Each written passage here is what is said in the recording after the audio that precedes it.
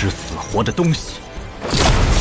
पिछले एपिसोड में टैनी को पता चला था कि उसे अपने ही गॉड स्वॉर्ड को हासिल करना है और इसीलिए वो इसके लिए पूरी तरह से रेडी हो गया था। तभी एल्डर कहता है कि अगर अब तुम्हारे पास में कोई भी सवाल नहीं है तो अब तुम एग्जाम फील्ड में एंटर करने के लिए रेडी हो जाओ, जहाँ पर कि तुम्हें रैंडम जगह पर भेज दिया जाएगा। अब इतनी बात कहने के बाद हम देखता है कि वो अपने फॉर्मेशन को एक्टिवेट कर लेता है और अब वो इनको इसमें से होकर जाने के लिए कहता है। तभी टैनी मिस पिंक से कहता है कि ये फाइट बहुत ही डेंजरस है और इसीलिए केवल महंगाई मेरे साथ में वहाँ पर जाएगी। लेकिन हम देखता है कि सियाना अभी भी नहीं मान रही थी और वो टैनी से कहती है कि मैं भी तुम्हारे साथ में चलूंगी, मगर तभी हम देखता है कि मिस पिंक भी उसे मना कर देती है और इसीलिए सियाना भी अब उसकी बात मानने के लिए रेडी हो गई थी। इसके बाद हम देखता है कि सभी डिसाइपल पोर्टल में एंटर करते हैं, जहाँ पर कि बहुत सारे लोगों ने टैनी और महंगाई को घेर लिया था। तब इसे देखते ही मास्टर तेनताई एल्डर के ऊपर गुस्सा होने लगते हैं और कहते हैं कि टैनी ने तुम्हारे डिसाइपल को मार दिया, इसीलिए क्या तुमने उसे जानबूझकर उनके बीच में भेज दिया ताकि तुम इस तरह से अपना बदला ले सको। जिसके बाद हम देखता है कि एल्डर की हालत भी काफी खराब हो जाती है, इसीलिए वो तुरंत ही मास्टर तेनताई के सामने अपने जान की भीख मांगने लगता है और फिर इनसे कहता है कि मुझे इसके लिए फोर्स किया गया था। तभी वो चीफ मास्टर तेनताई से कहता है कि आपको तो इसके बारे में काफी चिंता है, लेकिन फिर भी एक एल्डर फॉर्मेशन को कैसे कंट्रोल कर सकता है और वो किसी को एक स्पेसिफिक एरिया में कैसे भेज सकता है। जिसके बाद हम देखता है कि मास्टर तेनताई अब कुछ भी नहीं कर पाते। जिसके बाद वो चीफ एल्डर से कहता है कि तुम्हें यह सब करने की जरूरत नहीं है, क्योंकि मास्टर तेनताई तुम्हें इसके लिए कुछ भी नहीं कर सकते और इसीलिए तुम जल्दी से खड़े हो जाओ। तब वो एल्डर भी मास्टर तेनताई को इसके लिए थैंक यू कहता है। वहीं हम देखते हैं कि बहुत सारे डिसाइपल ने टैनी और महंगाई को घेर लिया था और वे कहते हैं कि आज तुम्हें आज से बच कर नहीं जा सकते और इसीलिए अब तुम यहाँ पर मरने के लिए रेडी हो जाओ। लेकिन हम देखता है कि टैनी ऐसी बात सुनकर हंसने लगता है और कहता है कि तुम मेरा कुछ भी नहीं कर सकते। इसके बाद वो महंगाई से सेंट्रल टेलीपोर्टेशन प्लेटफॉर्म पर जाने के लिए कहता है, जिसके बारे में सुनकर महंगाई भी इसके लिए रेडी हो गई थी और वो तुरंत यहाँ से चली भी जाती है। तभी हम देखता है कि टैनी ने अपना सोल फॉर्मेशन को भी एक्टिवेट कर लिया था और इसीलिए वे सभी इसमें फंस जाते हैं, मगर अभी भी हम देखता है कि एक लड़का इतना आसानी से हार मानने वाला नहीं होता, इसीलिए वो अपने पावर का यूज करके इसे ब्रेक करने के लिए कोशिश करता है। लेकिन हम देखता है कि वो इसके सामने कुछ भी नहीं कर पाता।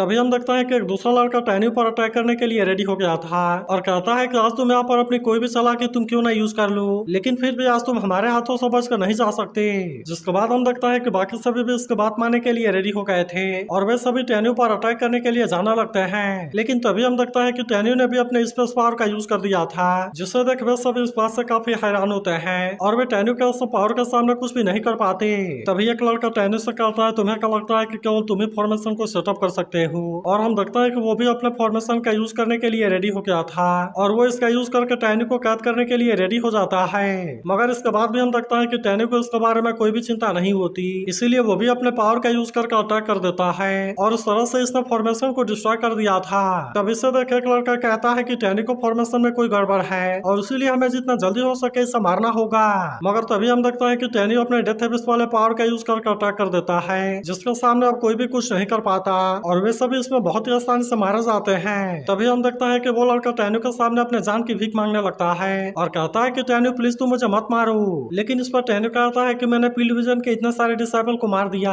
और इसीलिए तुम इसमें एक्सेप्शन कैसे रह सकते हो। तभी वो लड़का टैनी से कहता है, क्या तुम्हें जिन क्लैन के बारे में पता है? तब टैनी उस पर हंसते हुए कहता है कि अगर तुम जिन क्लैन के डिसेंडेंट हो तो क्या हुआ, लेकिन मैंने तो जिन क्लैन के प्रोटेक्टर को भी मार दिया है और इसीलिए मैं बहुत ही जल्द जिन क्लैन को पूरी तरह से खत्म करने वाला हूँ। अब इतनी बात करने के बाद हम देखता है कि टैनी ने सभी मार दिया था, लेकिन वही इसे देख वेल्डर इस बात से इस पर गुस्सा हो जाता है और कहता है कि मेरे जिन क्लैन के डिसेंडेंट को मारने की तुम्हारी हिम्मत कैसे हो गई और अब इसीलिए मैं भी इसके लिए तुम्हें बहुत बुरे तरीके से मारूंगा। वही चीफ भी टैनी पर गुस्सा होता है कि तुमने तो जुगिक्यो को मार दिया, जो कि असल में डिवाइन सोल इमॉर्टल पैलेस का मास्टर का नेफ्यू है और अब इसीलिए तुम्हें और हुआंगफू सेक्टर को इसके लिए जवाब देना होगा। वहीं हम देखता है कि महंगाई भी प्लेटफॉर्म वाले जगह पर आ गई थी, जहां पर कि कई सारे लोग इस पर अटैक करने के लिए कोशिश करते हैं, लेकिन फिर भी महंगाई ने अपने आप को इनके अटैक से बचा लिया था। फिर वो इनसे कहते हैं कि चलो मैं तुम्हें एक चांस देती हूँ और मैं चाहती हूँ कि तुम अपने आप में ही फाइट करके एक दूसरे को मार दो और फिर तुम्हें से जो सर्वाइवर होगा मैं उससे जाने दूंगी। लेकिन हम देखता है कि वे इसके लिए बिल्कुल भी रेडी नहीं होते और वे तुरंत ही महंगाई को मारने के लिए आने लगते हैं। तब इसे देख महंगाई भी इनका सामना करने के लिए रेडी हो गई थी जहाँ पर कि वो अपने निर्वाणा सेक्रेट कर्टेन वाले पावर को एक्टिवेट कर लेती है और अब इस तरह से इसने इनके अटैक को बहुत ही आसानी से रोक लिया था। लेकिन तभी हम देखते हैं कि मेंगे भी अपने पावर का यूज करके अटैक कर देती है, जहाँ पर कि वो इसे रोकने के लिए कुछ भी नहीं कर पाते। तभी इनमें से एक लड़की मेंगे से कहते हैं कि अगर तुम पावरफुल हो तो क्या हुआ, लेकिन फिर भी आज तुम यहाँ से जिंदा बच कर नहीं जा सकती। तब इस पर मेंगे कहते हैं कि मैंने तो तुम्हें एक चांस दिया था, लेकिन अब ऐसा लगता है कि तुम मेरे हाथों से मरने के लिए परेशान हो। वहीं हम देखता है कि एक लड़का अचानक से टैन्यू पर अटैक करने के लिए आ गया था, लेकिन फिर भी टैन्यू ने इसके अटैक को बहुत ही आसानी से रोक लिया था और इसीलिए वो लड़का टैन्यू का कुछ भी नहीं कर पाता। इसके बाद हम देखता है कि वो इसे मार भी देता है। वहीं हम देखता है कि मेंगे उन तीनों के साथ में फाइट कर रही थी, जहाँ पर कि वे इसके सामने कुछ भी नहीं कर पाते और मेंगे इनमें से दो लोगों को बहुत ही आसानी से मार देती है। तब याद देखते तीसरा लड़का अपनी जान बचाने के लिए इसके सामने भीख मांगने लगता है और कहता है कि तुम मुझे केवल एक चांस दो, क्योंकि वैसे भी अभी यहाँ पर बहुत सारे डिसाइपल आने वाले हैं और इसीलिए मैं तुम्हारे लिए उनको मार दूंगा।